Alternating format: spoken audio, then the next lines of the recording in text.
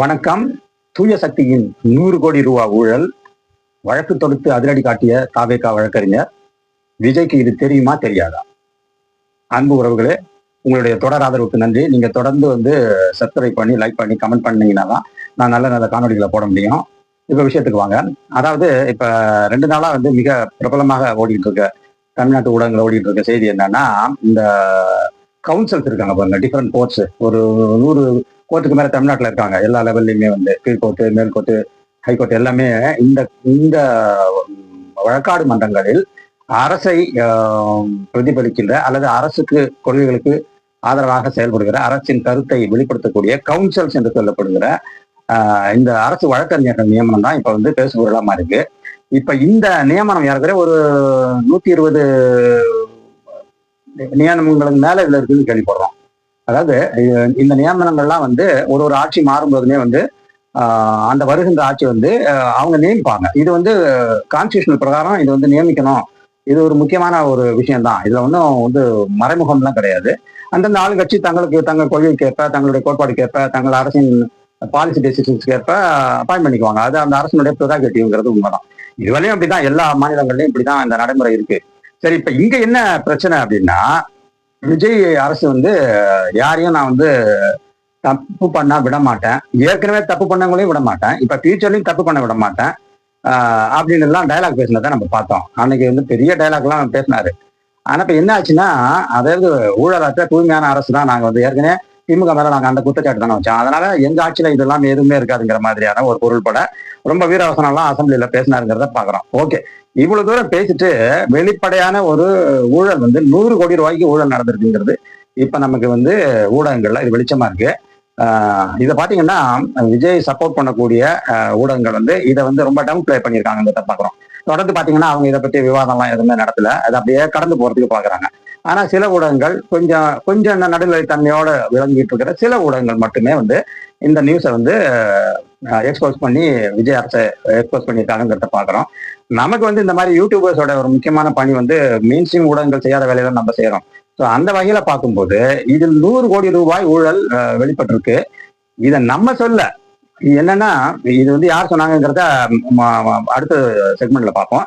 இப்ப நம்ம சொல்றது என்னன்னா, ஏறக்குறைய 120 140 கவுன்சில்ஸ் தமிழ்நாடு முழுக்க உள்ள கோர்ட்டுகள்ல ஆளும் கட்சியால் அப்பாயின் பண்ணப்படுகிற இந்த வழக்கறிஞர்கள் அல்லது அரசு தரப்பு வழக்கறிஞர்கள் அப்பாயின்மெண்ட்ல ஒரு ஒரு வழக்கறிஞருக்கும் குறைஞ்சது 2 லட்சம், அதிகம் 1 கோடி. அது கோர்ட்டுடைய அந்த தன்மையை பொறுத்து இருக்கு. மாவட்ட நீதிமன்றம்னா அதுக்கு வேற மாதிரி, கீழ் நீதிமன்றங்கள்னா வேற மாதிரி, ஹைகோர்ட்ல வேற மாதிரி. இந்த மாதிரி அந்த பொசிஷனுக்கு ஏற்ப தொகை மாறுபட்டு இருக்கு. இப்ப ஏறக்குறைய 140 போஸ்டுமே ஆவரேஜா ஒரு 100 கோடி ரூபாய்க்கு ஊழல் நடந்திருக்கு. அதாவது காசை வாங்கிட்டு தான் இந்த அப்பாயின்மெண்ட்லாம் நடந்திருக்கு அப்படிங்கிறது தான் இப்ப நமக்கு வெளிச்சத்துக்கு வர ஒரு செய்தி. என்னடாப்பா அது, தூய சக்தின்னு இவர் பேசினாரு, நாங்க லஞ்சம் வாங்க விட மாட்டோம், வாங்கினவங்களை பனிஷ் பண்ணாம விட மாட்டோம்னு எல்லாம் சொல்லிட்டு இருந்தாரு.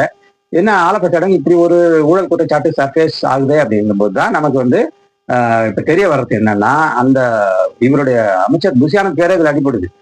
நமக்கு நேரடி எவிடன்ஸ் இல்லை, இந்த அலகேஷன்ல அவர் பேர் அடிபடுறதால அதை நம்ம யூஸ் பண்ற உடனே நம்ம குற்றம் சாட்டணும்னு சொல்லாதீங்க.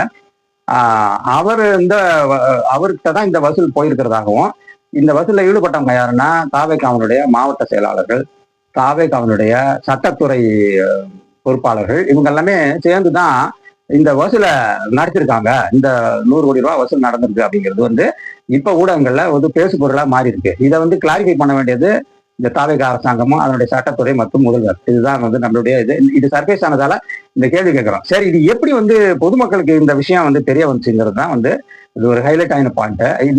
இதுல என்ன ஹைலைட்னா, இந்த மாதிரி ஊழல் நடந்த விடயத்தை திமுகவோ, அதிமுகவோ, பாஜகவோ இல்ல விஜய்க்கு எதிராக பேசக்கூடியவர்களோ முன்வைக்கல இந்த குற்றச்சாட்டை. இந்த குற்றச்சாட்டு வெறுமனே வெறும் மீடியா எக்ஸ்போஸ் ஆகவும் இல்லை, அப்படியும் கிடையாது. இதற்கு சென்னை உயர்நீதிமன்றத்தில் ஒரு வழக்கு தொடரப்பட்டிருக்கிறது. யார் இந்த வழக்கை தொடர்ந்திருக்காங்கிறது தான் மிக முக்கியமான விஷயம். அதாவது தாவேகாவினுடைய விழுப்புரம் மாவட்டத்தில் இயங்கக்கூடிய ஒரு வழக்கறிஞர், தலித் வகுப்பை சேர்ந்த இந்த வழக்கறிஞர் தான் இந்த வழக்கை கொடுத்திருக்காங்க ஹைகோர்ட்ல. ஸோ அவங்களுடைய அந்த அபிடவிட் பிரகாரம் அவங்க என்ன சொல்ல வராங்கன்னா, இந்த மாதிரி லஞ்சம் பெறப்பட்டு அந்த யாரெல்லாம் லஞ்சம் கொடுத்தாங்களோ அவங்களுக்கு மட்டும்தான் இந்த வழக்கறிஞர் பதவி வந்து வழங்கப்பட்டிருக்கு, அரசு வழக்கறிஞர் பதவி. நேர்மையான முறையில இது வந்து ப்ராசஸ் எடுக்கல. விளம்பரம் எல்லாம் பண்ணாங்க, நானும் அப்ளை பண்ணியிருந்தேன், ஆனா எனக்கு கிடைக்கல. எங்க மாவட்டத்திலே எனக்கு கிடைக்கல, என்னோட தகுதி இல்லாதவங்களுக்கு எல்லாம் கிடைச்சிருக்கு அப்படின்னு பார்க்கும்போது தான் தெரியுது இதுல பணம் நிறைய விளையாண்டுருக்கு. இதுல நிறைய வந்து குறைந்தபட்சம் 2 லட்சத்துல இருந்து அதிகபட்சம் வந்து 1 கோடி ரூபாய் வரையிலையும் பணம் புரட்டப்பட்டு அந்த பணம் யாரெல்லாம் கட்டினாங்களோ அவங்களுக்கு தான் வந்து இந்த பதவிகள் வழங்கப்பட்டிருக்கின்றன அப்படிங்கிற ஒரு மிகப்பெரிய குண்டை தூக்கி இந்த அம்மா, இந்த ஞானசௌந்தரிங்கிற ஒரு அம்மா, தாவேகாவுடைய வழக்கறிஞர் பிரிவில் இருக்கிறவங்க, அவங்க தான் இந்த குற்றச்சாட்டை வெளிப்படுத்திருக்காங்கிறத பாக்குறோம். வழக்குமே அவங்க தான் தொடர்ந்துருக்காங்க. ஹைகோர்ட்ல அந்த வழக்கு தொடர்ந்தவங்க அவங்க தான். ஸோ ஹைகோர்ட்ல வழக்கு தொடர்ந்ததால இந்த கேஸ் வந்து நமக்கு எல்லாருக்கும் தெரிய வந்துருச்சு. பிரிண்ட் மீடியாவில் இது வந்து ஹைலைட் ஆயிடுச்சுங்கிறத பாக்குறோம். இது செய்தியாக வந்து பல ஊடகங்கள்ல வந்துருக்குங்கிறதால தான் இது இந்த மாதிரி ஊழல் நடந்திருக்க விஷயமே வந்து வெளியே தெரிய வந்திருக்கு அப்படிங்கிறத பாக்குறோம். அப்ப முதல்ல வந்து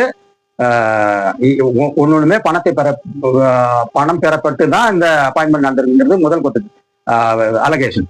ரெண்டாவது அலகேஷன் என்னன்னா, இதை வந்து தாவேக்காவே இதை வெளிக்கொண்டு வந்திருக்குங்கிறது வந்து இது முக்கியத்துவம் பெறுது.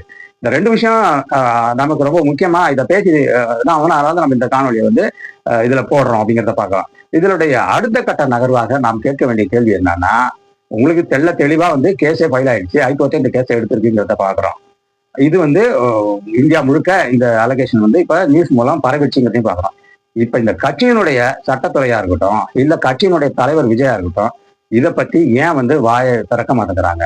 இது வந்து இப்ப இவங்க வாயை திறக்கலன்னா, எல்லாத்துக்குமே விஜய் வாயை திறக்கத்தில்லைங்கிறது அது முக்கியமான விஷயம். சரி, அவர் வாயை திறக்கலன்னாலும் சட்டத்துறை அமைச்சர் வந்து இதை பத்தி வாயை திறந்து பேசினா என்ன?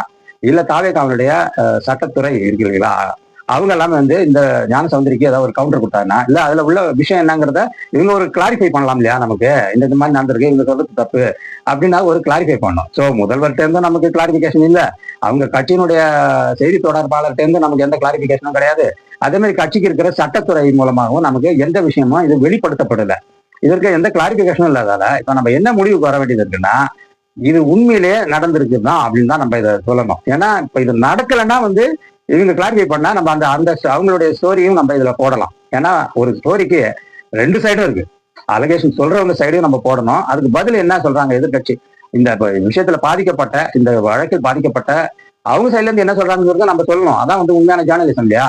இப்ப அதை நம்ம சொல்லணும்னா இவங்கள்ட்ட இருந்து வரணும் இல்லை எந்த கிளாரிபிகேஷனும்.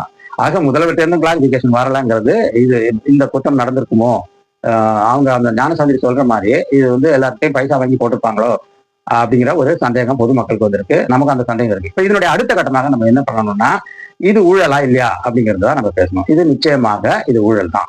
ஏன்னா வந்து ஒரு அரசு வழக்கறிஞர் அப்பாயிண்ட் பண்ணும்போது தகுதி பார்க்கணும், அனுபவம் பார்க்கணும், அவங்க எந்த துறையில பாண்டித்யம் பெற்றிருக்காங்கிறதையும் பார்க்கணும், பார்த்துதான் போடணும். அதுல சில பல தன்னுடைய கட்சி ஆதரவாளர்களுக்கு முன்னுரிமை கொடுக்கலாம். அது பழைய திமுக நடந்திருக்கு, அதிமுக நடந்திருக்கு. ஆனா அப்பட்டமா வந்து நாங்க இதெல்லாம் ஃபாலோ பண்ண மாட்டோம், ஒரு போஸ்டிங்க்கும் கட்சிக்காரனா இருந்தாலும் நாங்க அவன்கிட்டையும் பணம் வாங்கியிருப்போம், வாங்கிட்டு தான் போடுவோங்கிறது வந்து இது வந்து ஒரு அராஜக போக்கு. அதே மாதிரி இப்ப இதுல வாங்கி போடப்பட்டவங்க எல்லாமே வந்து கட்சிக்காரங்களா இல்ல வேற எங்கெங்க இருந்தவங்களா, இதுல கட்சிக்காரங்களுக்கு என்ன ரேட்டு, வேற எங்க வந்தவங்களுக்கு என்ன ரேட்டுங்கிறதெல்லாம் நமக்கு வந்து அடுத்தடுத்து நமக்கு இது எக்ஸ்போஸ் ஆகும்போது தான் ஃபுல்லா இது தெரியும். யாராவது இன்வெஸ்டிகேட்டிவ் ஜேர்னலிசம் பண்ணுவாங்க, அது வெகு விரைவில் வெளியே வந்துடும்னு வச்சுங்களேன். அப்பதான் நம்ம வந்து இதை பத்தி இன்னும் தெளிவா பேச முடியும். ஆனா வந்து இந்த அப்பாயின்மெண்ட்ஸ் எல்லாம் இதை பேஸ் பண்ணி தான் நடந்திருக்குங்கிறது உண்மை. ஏன்னா அவங்க கட்சிக்காரங்களே பாதிக்கப்பட்டவங்களே கேஸ் கொடுத்ததுக்கால இதை உண்மைன்னு நம்புறதுக்கான இடம் இருக்கு. அப்புறம் வந்து அப்படி அது உண்மைதான்னா அப்ப தூய சக்தியான தாவேகா ஊழல் லஞ்சத்தில் கிடைக்கும் போது அது வந்து ஆட்டோமேட்டிக்கா வந்து தீய சக்தியாக மாறிடுது. ஸோ மற்ற கட்சிகளை தீய சக்தின்னு சொல்றதுக்குரிய அந்த அந்த நியாயம் அந்த கட்சிக்கு இல்லாம போயிடும். அதுதான் நம்ம சொல்லிக்கொள்ள விரும்புகிற கருத்து.